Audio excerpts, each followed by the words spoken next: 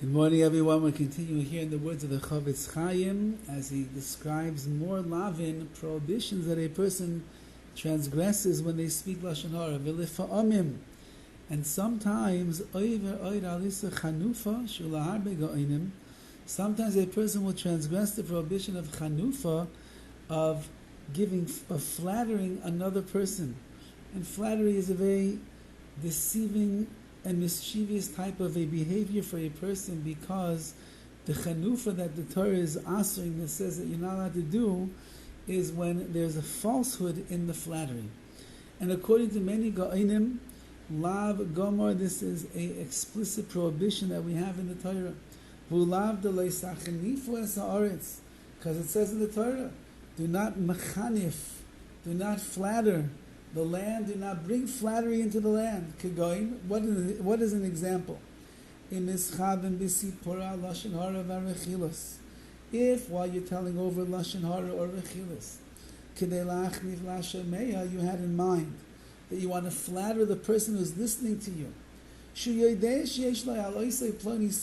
because you want to tell over lashon hara about Reuven, and you're telling it over to Levi, and you know that Levi already hates Reuven, so now you're going to tell over some juicy lashon hara, and you're going to say it about Reuven in front of Levi, who already hates Reuven anyway.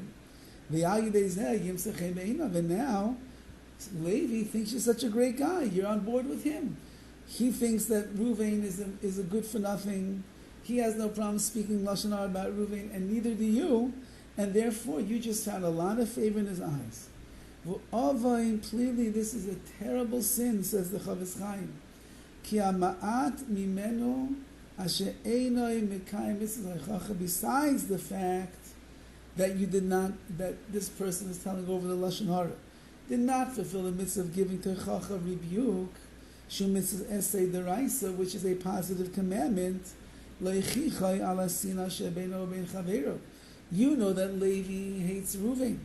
So really you should come over to Levi and say, listen, Levi, it's a terrible thing. Sinas chinam, hating somebody is terrible. You got to get it out of your heart. And you're supposed to criticize and rebuke him and help him get on the right path. But now what are you doing? Now, now you are telling over lashon hara about Reuven, and Levi is licking his chops over here when he hears every single sordid word that you have to say about lashon hara.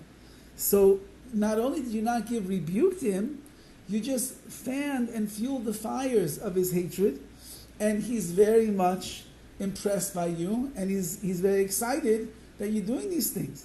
So through your sipuros, through your stories, and through your words of lashon hara, you're strengthening the sina, the hatred that exists. And as a result of that, Levi is going to continue to go along in his sin of sinas chinam more and more and more because of your words, which you were saying to try to flatter him that you're on his side. And it's quite possible, says the CHOFETZ CHAIM, new arguments and fights and dissension will end up existing between Reuven and Levi, and many other terrible things. Hashem yishmarenu, may Hashem protect us and guard us. So you're trying to be this innocent fellow over here. You're just saying over a few words of lashon hara in front of Levi, all about Reuven, but your intentions are to flatter Levi, that you agree with him. You don't know how much destruction you are bringing to the world as a result of your words of lashon hara. So let's be careful, Be'ez Hashem, certainly on this day of Tisha B'Av that is coming upon us. It's so much davening and so many kinos and videos that you're going to watch and drushes that you're going to hear. Let's try our best. On the day in which the temple was destroyed because of sinas chinam and the way that the CHOFETZ CHAIM writes, it's all stemming and generating from lashon hara. Let's try our best not to say a word of lashon hara and be those that are destroying the Beis HaMikdash.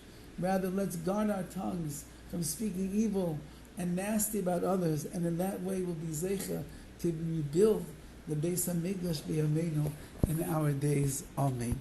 Have a wonderful day and an easy, meaningful fast.